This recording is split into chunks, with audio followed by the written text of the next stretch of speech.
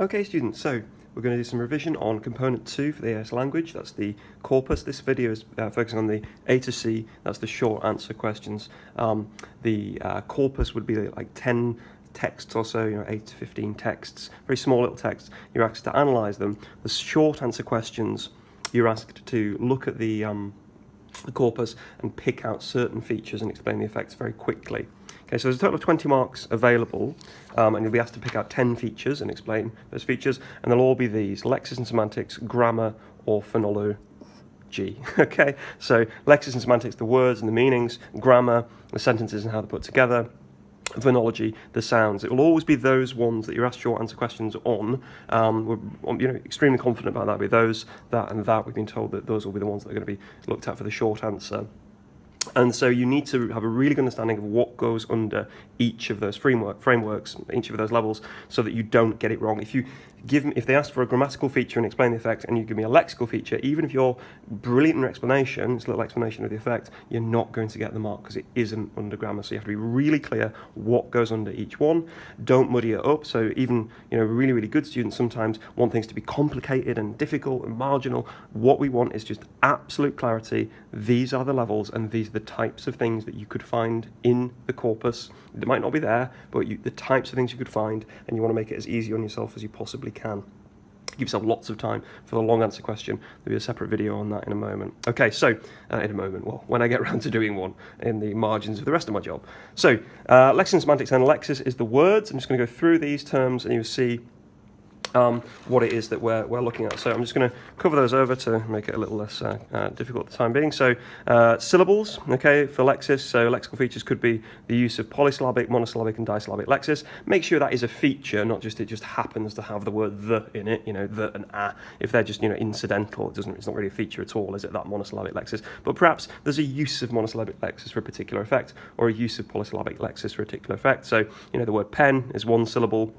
Coffee would be disyllabic, that's 2 syllables, and marvellous video would be marvellous, poly, and video, di. Okay, register, high, low, mid, again, make sure that actually is a thing, it just doesn't happen to be mid-register like most texts are. There's a particular attempt to raise the register. Frequency would be how common the words are, so maybe some of the words are really rare, or it might be a rarer way of saying an ordinary word. We'd call that sort of low frequency, less common lexis, low frequency lexis, and high frequency would be the use of sort of quite a conversational register. You could also talk about like colloquial lexis in there as well if you wanted.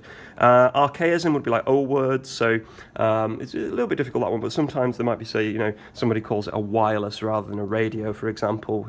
Neologism would be like made up words or recent words or new words that have been made up in interesting ways. So very recently, of course, within the last 10 years, we've had lots of neologisms through technology, like the compound word, Facebook, so you can take 2 words and compound them together like that, Facebook.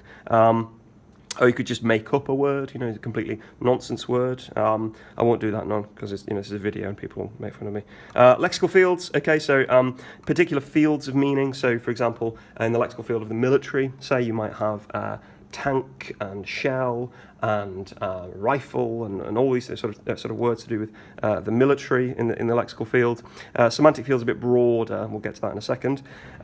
Jargon would be like technical lexis or technical jargon. So, interestingly enough, all these terms that we deal with in English is an example of jargon. This is the jargon, the technical terms we use as experts in English. But of course, if you're an expert in IT, you might say you need to perform a power cycle, or you need to integrate the power supply at source. Power cycle is jargon for turn it off and on again. Integrate the power supply at source would be switch it on. So jargon, sort of technical ways of doing things. And then these ones, sociolect and idiolect, it's very unlikely that would be a feature, sort of a unique individual way of speaking. The sociolect, very well, that might be something that you could identify. So if there's one person or one writer, or one text that's got a lot of features that are a particular social group. So, for example, it might be something to do with like accent and dialect, something like that. There might be a particular sociolect. If you're Gannon doing the tune, then there's a sort of Geordie sociolect in there. Okay, so on to our next one then. There's no easy way to do this. You can cope with looking at lots of things at the same time. Semantic field then is like lexical field with broader. So if the lexical field has got like war and the military some lexical field of war in the military, a word like tank and shell, even a word like manoeuvres or something like that. Semantic field might include all those and also things like horror and misery and things along those lines. Euphemism and dysphemism, well, I'm sorry this is on the internet and I am going to say this, but it's the best way to remember it.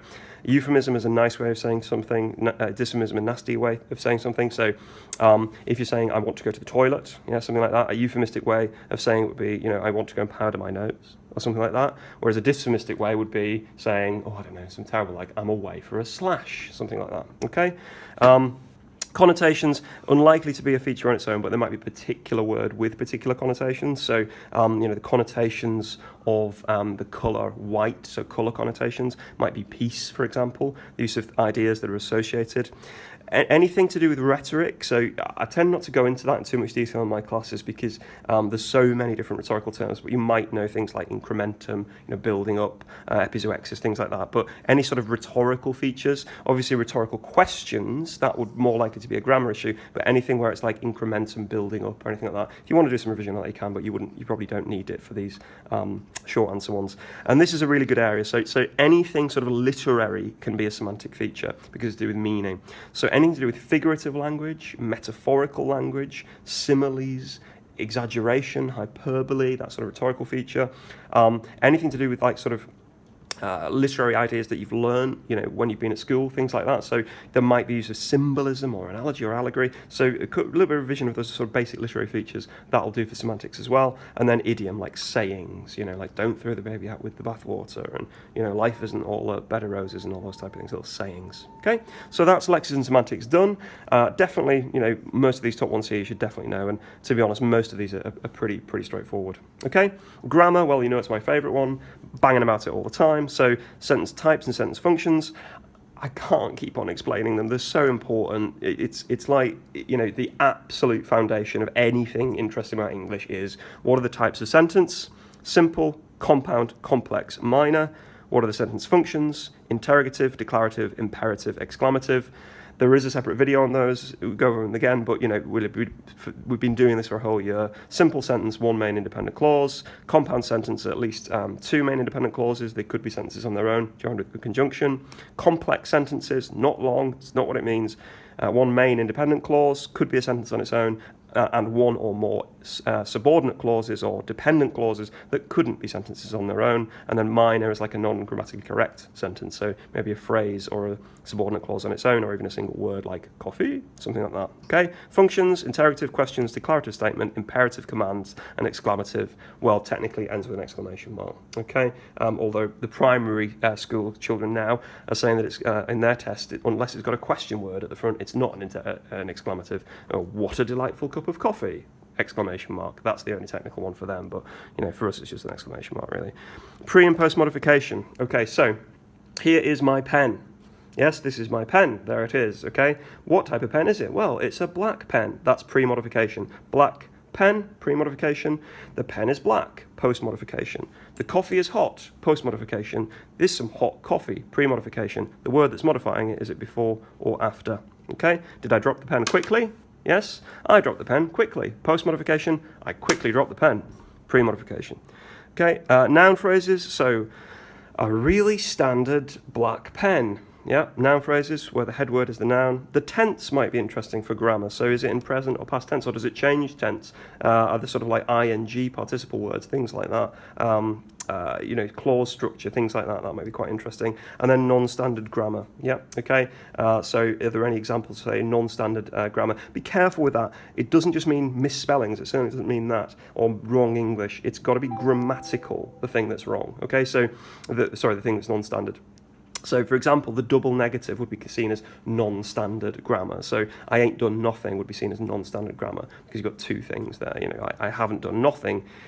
Technically, mathematically, that would mean, that you have done something. It's non-standard. Or the, sort of northern socialite features. So, the use of we was, for example, we was going, that non-standard use of was there. Okay? So, grammar, sentence type, sentence functions. Modification noun phrases. If you're pushing it a bit further, you could revise things like types of clause and things like that. SVA, SVC, subject verb complement, subject verb, SVO, command subject verb object. But don't get too worried about that. These are the things that really matter. Okay. Phonology is about sounds. So we've got alliteration. That's the best one to get into. Different types of alliteration, okay? So beautiful black biro would be alliteration, yeah. Sibilants would be repeated S sounds, and assonants would be repeated vowel sounds. So sibilants, not easy for me to do. Sizzling sausages or something like that, and assonants would be how now, brown cow or something like that, okay? And plosive, so P sounds, P and B sounds being repeated. They're all under the umbrella of alliteration. If you're using alliteration for one of your features, it's probably not a good idea to use another one as another, unless you really genuinely can't think of anything else. Onomatopoeia, words that are supposed to sound like the actual thing, so zip, crash, boom, things like that. Any sense of rhyme, words that sort of end with rhyme there. Rhythm, is there a particular sense of a rhythm or a beat? Perhaps that's done in a particular way. This one's a nice one, pseudo-prosody. That's where you give it a fake sound effect.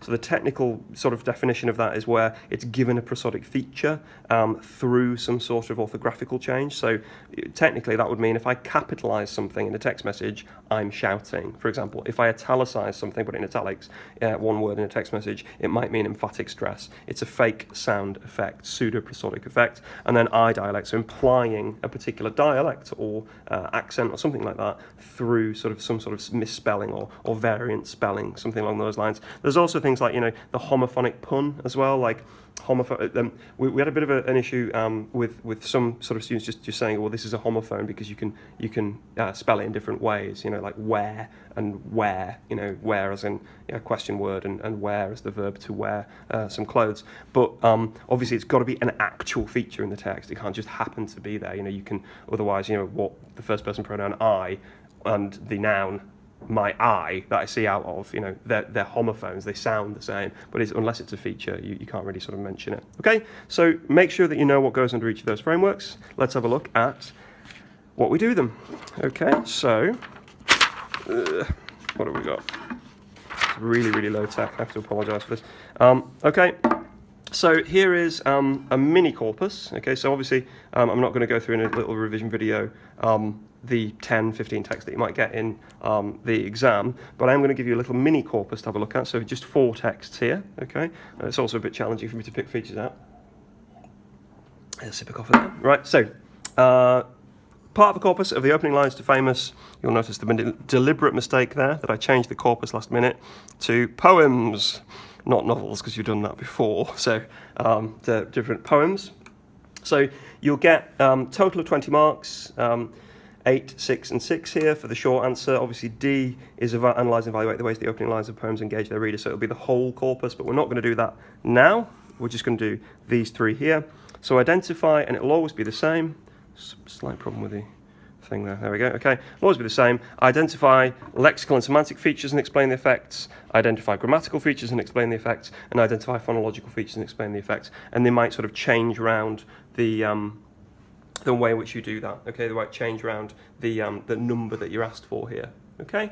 There's a definite problem with the sunshine, isn't there? I do have to apologise for that. Okay, so the owl and pussycat went to sea in a beautiful pea green boat. I'm just going to pause this and I'm going to close the lines better, isn't it? Okay, so here's our corpus. Let's go through the corpus of opening lines to famous poems. The owl and the pussycat went to sea in a beautiful pea green boat. They took some honey and plenty of money wrapped up in a £5 note. That's Edward Lear. Rudyard Kipling's If is really, really famous. If you can keep your head when all about you are losing theirs and blaming it on you. Nice sonnet from Elizabeth Barrett Browning here. How do I love thee? Let me count the ways. I love thee to the depth and breadth and height my soul can reach. And then addressed to a haggis. This is brilliant on Burns Night. On Burns Night you have a haggis, which is like a really big, sort of a bit like a black pudding. It's a bit like a big sausage, and it's made with like offal and sheep's lungs and things like that. It's a hell of a lot nicer than it sounds, to be honest. Okay, and you can't get it from the fish and chip shop in England, which is quite annoying. But addressed to a haggis by Robert Burns. This sort of Scottish dialect poem. So, fair for you on a sonsy face, great chieftain of the pudding race, is my closest approximation of 19th century Scottish grammar. Okay, so here we go. So, Lexical and semantic features and explain the effect. So we look through and we just go, let's make it as easy on ourselves as we possibly can. Some lexical and semantic features. Well, it's poetry, so I'd imagine there's going to be lots of literary features going on. So let's try and find those. Make it nice and easy. How do I love thee? Let me count the ways. I love thee to the depth and breadth and height my soul can reach. Well, that's a bit of exaggeration, isn't it? Okay? Exaggeration, which we call hyperbole. Very nice and easy. Okay? Nice hyperbole. Well, why do they do that? Why some hyperbole? Well, to express the extent of the love, to exaggerate the effect of the love, which is conventional for a love poem, isn't it? Okay? Let's have a look at some of the stuff then that we talk about. If you look at if over here, if you can keep your head when all about you are losing theirs and blaming it on you, right? Keep your head. Is that a saying, possibly? Yep, okay. So we'd say that that's an idiom. Nice and easy. Why would you use an idiomatic, sort of quite down-to-earth, colloquial almost? You could use that style. Well, it's because it's quite a direct poem and it's quite easy to understand. And it's quite got a wide audience or wide response. Okay, got to say something about this, haven't you? So, fair for your honest sonsy feast, great chieftain of the pudding race. Well, you could say it's in sort of Scottish sociolect, the use of sociolect, any of those words, or you could pick maybe sonsy, and you could have that as a dialect word, or you could have a low frequency. Yeah, you could even have it as an archaism, actually, if you wanted. Low frequency, chieftain, you could have that as low frequency. You could have that as low frequency. I mean, these are words that sort of Scottish sociolect that we've got there, or 19th century border Scottish sociolect. Tons of stuff we could do, and then, low frequency words, anything along those we could think about as well. So that's 4. Okay, so hyperbole, idiom, low frequency, and sociolect. Could have anything along those lines, or we could have had depth, breadth, and height. Well, what are all those words to do with? Well, it's the lexical field of, measurement or something like that. Yeah, they're all abstract nouns in the lexical field of measurement. Okay, so it's just about, do I know my terms and can I quickly find them, is what we're doing. Let's move on to my favourite then, grammar, okay? Make it easy on yourself. Grammar. Sentence types, sentence functions. Is there anything you can see that it does something interesting with that? Well, how do I love thee? You've got an interrogative, haven't you? Why would you start a poem with an interrogative? Well, there's, lots of things you could possibly explain there. So it sets up a big questioning tenor to the whole poem, doesn't it? It had a direct relationship to the recipient, something like that, okay? Let me count the ways. Imperative. Okay, it's a command, isn't it? Let me. You've got the verb at the front. Let me. Okay, let me count the ways. So it's quite a direct tenor going on there. What about this? If you can keep your head when all about you are losing theirs and blaming it on you. Seem a bit weird? That's there. You've got a full stop. What's missing? Well, the main clause of the sentence is missing, isn't it? So it is non-standard grammar. What you've got there, technically, is like a conditional subordinate clause. If you can keep your head when all about you are losing theirs and blaming it on you. ... Okay, so it's actually sort of non-standard grammar, and it keeps on doing these little repeated clauses, repeated subordinate clauses right the way through. If this, and you don't get the main clause until the end of the poem, actually, if you look it up. So the use of sort of like non-standard grammar would be something that we could use there. Okay, so lots and lots of things we could do for features. We've got interrogatives, imperatives, we've got non-standard grammar that we could use there. Oh, we could have something here as well. Beautiful pea green. Beautiful pea green. Okay, well, we've got the use of a noun phrase. And what's going on with the noun phrase? There's your head word. Beautiful and pea green. They're both adjectives, so we've got pre-modified noun phrases or just pre-modification. So if you know that you're talking about things like sentences, how they're put together, phrases, how they're put together, pre- and post-modification, it's really easy to find some. Okay, and then finally, phonological features. So anything to do with sound effects, something along those lines. And I haven't actually made any notes on this one, so it's completely off the cuff. Can I actually do this, okay, for sound effects? Well, I've already got one, haven't I? Because I've done this here, so I'm going to have I dialect. Yep. Why? Well, it's because it's implying, yes, a certain type of accent, isn't it? So this word in particular here, fi or for, yeah, sort of like for, really, yeah, so fi or for, depending on which part of Scotland you're from. So this use of I dialect is implied there. Let's see what else we can have. Blah, blah, blah, blah. Oh, easy, right, okay. Honey, money, rhyme. Okay, well, if you think about why have we got I dialect over here, well, it gives it a certain Scottish identity, doesn't it? It's addressed to a haggis, which is a big part of Scottish identity in terms of like a Burns night is a big thing in Scotland. Haggis is sort of often associated with Scotland, a national dish of Scotland. So the use of I dialect sort of allows Burns to create that sense of Scottish identity. While over here we've got a nice simple rhyme scheme. Well, it's called The Owl and the Pussycat, and it's about an owl and a pussycat going to sea in a boat. Well, it's for a sort of a younger audience, isn't it? It gives you this childish sort of element to it, this sort of child-friendly element, doesn't it? Okay, so what have I got? I dialect, rhyme. I'm going to really stretch now. I bet you there's some alliteration in here somewhere. I'll bet you there is. Can you see it? Please let there be, otherwise this is... Oh, here, yeah. So we've got the lexical field for that one. Let's have depth and breadth, yeah, and height. Well, at least these two here. Depth and breadth, So what's repeated? A vowel sound, so it's assonance. Okay. Loads and loads of stuff you could do there. So I think we've about done, aren't we? So yeah, we've got 4 lexical and semantic features, mainly semantic ones, grammatical features, interrogative, imperative, and pre-modification. And then for phonological, we've got I dialect, we've got rhyme, and we've got assonance. Okay, so all we do is just pick those features out and explain them really, really quickly in terms of, say, genre or audience or purpose. So just to finish off, let's take a couple of those and let's see how we'd explain them. So let's take this one here, the assonance that we've just done. I love these, the depth and breadth and height my soul can reach. Well, why there do we have this assonance, depth and breadth? Well, it's part of the process of exaggerating the love, isn't it? Which is conventional for love poetry. You don't go, I love you as much as is normal for people who are in love. You go, I love you more than, life itself, and, infinity plus one and other logical impossibilities. So it allows this process of exaggeration, which fits with the genre features, doesn't it? We've got this one over here, honey and money. The rhyme gives it this approachable, simplistic, childlike tenor, which is in keeping with the subject matter of almost like children's sort of fairy tales. The idiom here, if you can keep your head, makes it lower register and colloquial and makes it appeal to a wider reader and makes it more direct. And then, of course, here, why have you got the low frequency lexis and the sociolect and the I dialect? Well, it's to establish this sense of Scottish identity. All of these explanations you can do in like a half to one sentence.